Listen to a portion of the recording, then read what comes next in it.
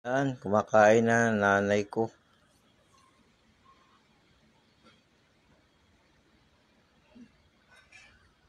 Gulo lang buhok. Walang suklay.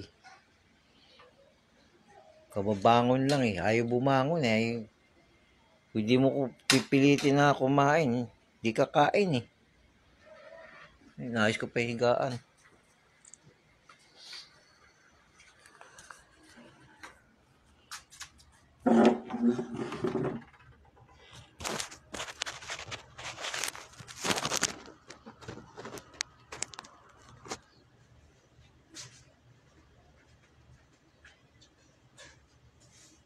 Dapat lagi kasi chichik yung ano.